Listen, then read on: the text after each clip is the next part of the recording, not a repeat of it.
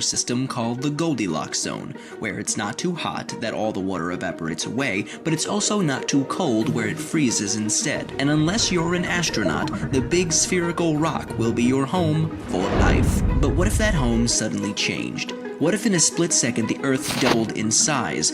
Let's assume that the density remains constant, so the mass of the Earth increased as well. How would that change things? Well, first off, gravity would be very different. The Earth would have 8 times as much mass, and gravity would be twice as strong. So if you stepped on a scale, you'd suddenly weigh twice as much as before. It would be much harder for you to walk, and you'd get tired much more easily. After all, you'd feel like you were giving another version of yourself a piggyback ride, all day, every day, which would look very funny. Over the years, human bones, especially in the legs, would have to become stronger to support this increased weight. Meanwhile, trees would start to collapse, and any new trees that grow in their place might not grow as tall. See, there's a limit for how tall a tree can grow, usually around 400 feet or so. This limit is determined by gravity. Since the taller the tree is, the more energy is required to transport water from the roots to the top. If the amount of energy the tree gains from photosynthesis is more than the energy it takes to transport the water, it'll keep growing. Otherwise, it'll stop.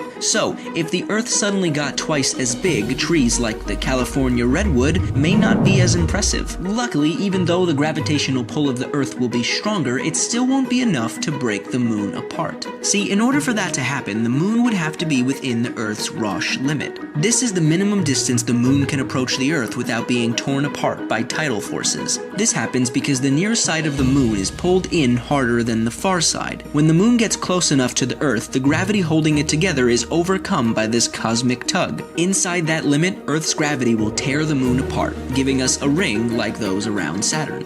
Oh, and the more Earth there is, the more it will heat up. See, if there are more unstable elements in the crust and interior, more heat will reach the surface and there may be much more volcanic activity. And I don't know about you, but I'd rather not live in a world where there's a constant threat of an exploding volcano. Oh wait, are we already living in that? I'm looking at you, Yellowstone. Anyway, if you could live anywhere in the universe, no limitations, where would it be and why?